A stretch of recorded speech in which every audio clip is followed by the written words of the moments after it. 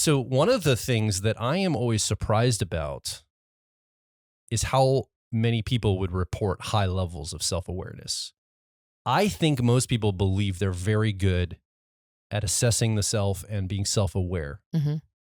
I think I'm good at it. I think I'm excellent at it. And I know that I'm not as good as I probably think I am. Mm. I don't know how you feel about that. Do you feel like you're pretty good at self-assessment, or is it something that you struggle with in a general sense? Self-assessment as self-awareness, self-assessment, or self-appraisal? All three. Okay. I think people group them together, first of all. They don't make distinction around any of that. I think we're going to try to do that today a little bit. Yeah. And then they just give themselves a high score. I think that self-awareness it falls under a similar category of relationships or parenting. Yeah. I think everybody thinks we're naturally good at them. And we don't usually reach out for help until a lack of being good at it is creating a major problem. Like, so bad. Yeah. Like, when do we go visit a marriage counselor when we're 2 minutes from divorce? Yeah. When do we go visit like a parenting expert when our teenager is imploding? Like, that's usually when we do that. And when do we seek self-improvement materials? Usually when we're in kind of a bad way and we need them. Yeah. So I think awareness is something that almost everybody claims. And that makes sense because we're only aware of what we're aware of. Yeah. And since we're inside of ourselves, it means that we're aware of a certain percentage, a certain amount. And if that's all we're paying attention to, and we don't know that there's more available, more territory available, it would make sense that we would say, I'm good. Like, I have a lot of self-awareness. Yeah, actually, okay, that actually adds a layer of fidelity to it. So we could start to see it then as not binary, like I'm aware of myself or I'm not. It's to what degree. Yes. And maybe there's levels that we can access. We appraise and we are aware. I mean, I think this comes from, we do a lot of coaching, like I mentioned at the beginning of the show, with INJs in our programs and all this. I can't tell you how many, let's just pick a personality type and let me use this as a launching place for the conversation today. I can't tell you how many INTJs we run into or talk with in our coaching and our just live events or whatever we're doing that will report attempting to project how they will feel at a future date or event. They'll say, hey, you want to go do this, or you want to go do that activity 2 weeks from now. And they will say, they'll kind of run the simulation of maybe their emotions and what they expect their emotions to be at that event or that party or that situation or whatever, and say, no, I don't want to do that. I already know how I'm going to feel. Or, oh yeah, I do want to do that because I know how I'll feel. Usually it's a no for my INTJs, but sometimes it's a yes. And it's like, it's a sense of like, I know myself well enough to know how I'm going to be at that event. And I'm going to predict that my emotions are going to be like this. And then they might make behavior change based on that. And I think our encouragement to INJs and INTJs in specific, because that's what we're talking about here, is actually you may not always know how a situation might play out. Maybe there's a surprise. Maybe there's a person that's there that you didn't expect to be there. So that adds another flavor into the situation. Like, you don't have all the information yet. You're not in that situation. And are you telling me that you can absolutely predict how your emotions are going to be in any situation? I think people that even have really, really, really high emotional intelligence, maybe even feeling dominant types, they have a feeling function, an EFJ or an IFP as their driver cognitive function. I don't even think they're good at knowing how they're going to feel in every situation. So you're telling me you're better at it than even them? I don't know. So we question it a lot and we do some work, and some people are better at it than others. But this is kind of is that really an awareness of self? I mean, it kind of begs the question, is somebody self-aware, an INTJ that's doing that? Mm. Or are they is that a self-appraisal moment that they're having? Are they kind of appraising it's like an estimate, right? Yeah. How it's going to be, like I did with the rope scores. So should we define our terms? Let's get more clarity. Okay. Let's bring some definition here. I think that's a good idea. So I think self-appraisal is a subset of self-awareness. I think it's self-awareness is like sort of the category, and self-appraisal is it's an element of self-awareness. Yeah. And I want to use the definition that's found in the book Emotional Intelligence at Work. The definition that the writer, last name Weisinger, wrote about self-appraisal is the different impressions, interpretations, evaluations, and expectations you have about yourself that generally take the form of inner dialogue. So it's impressions, interpretations, evaluations, and expectations. That's appraising. And when we believe that we are appraising things well, it's based on the assumption that we have high self-awareness and we know ourselves well enough to make these appraisals. Okay. And that we're not going to corrupt them in any way, that we're just going to know. Now, to be fair, I've worked with quite a few people with INTJ preferences that end up saying that they're actually not that good at predicting. Like, and if they believe they are, it's oftentimes every time I've been right, that now is, that's more evidence for confirmation. Confirmation, how I'm good at it.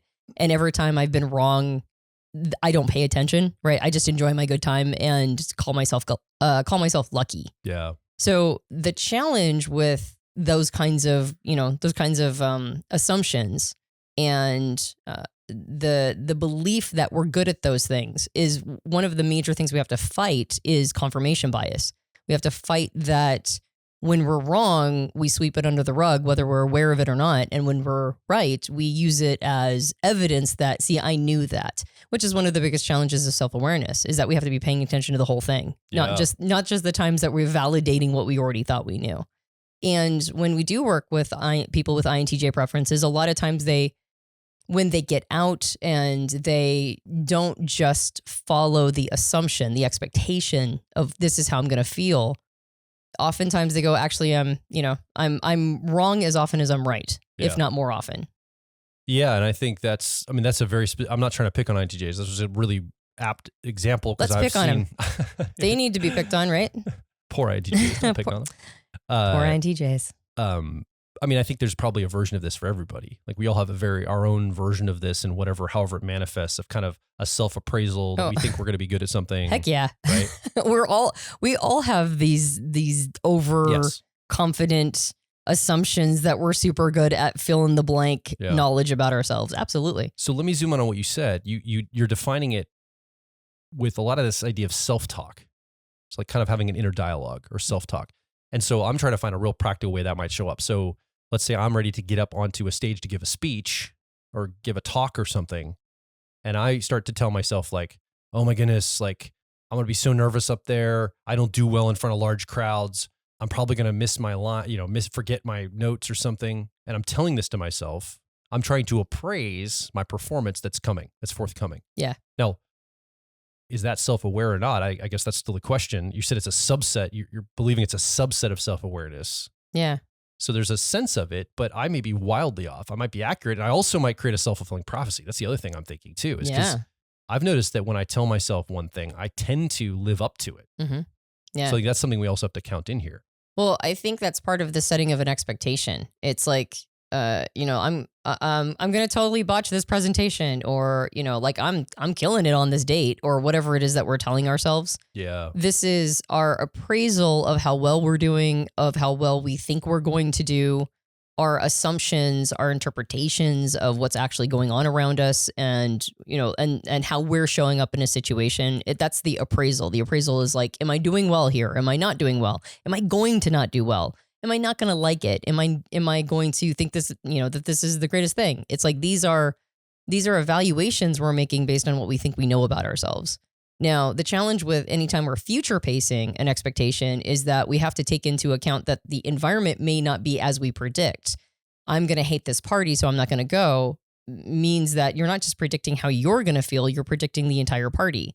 And while you may have been to parties before, like, how many times have you gone to a party where just one person made a total difference, right? Yeah. And they were like, I wasn't even invited. I just came with a friend. And then it ends up being like, now they're your BFF for life. I have literally had that happen.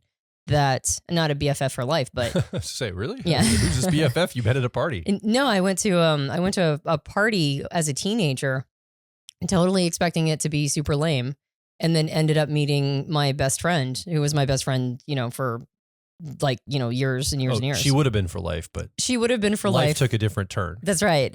You made other choices, so that's right. Had I not made the life choices that I did, yes, exactly. She'd would have been your friend. Yeah, she would have been a best friend for life.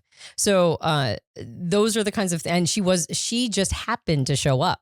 Like she was invited, but she wasn't gonna go, and it was like a sort of a a friend of a friend, and Fair enough. yeah, it was just incidental. And so how many times has that happened? So part of appraisal has to take environment into account, which is very difficult to predict when we're talking about future things.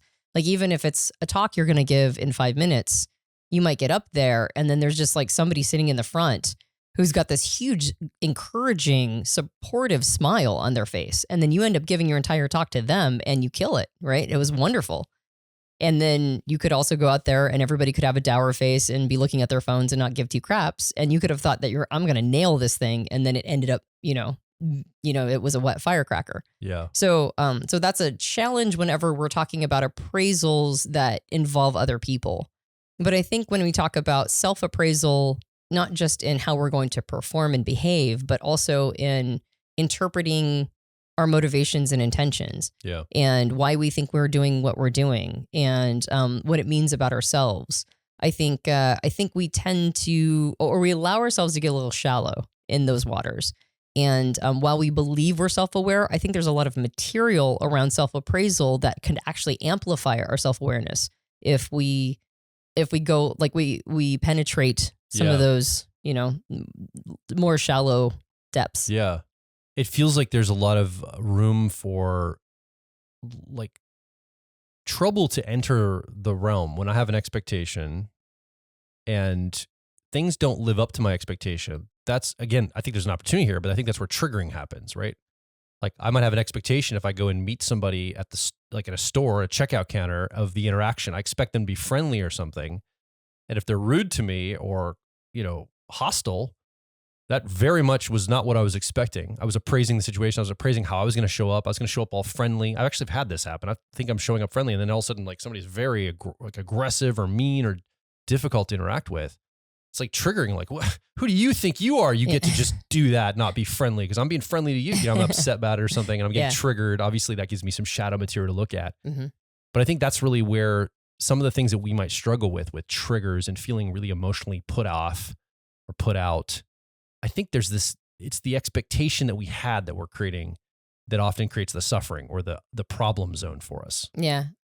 Shadow material is definitely the challenge to self-awareness, right? Because we're by definition not aware of it. Like that's kind of the point of it. And so for sure, triggers help communicate those things.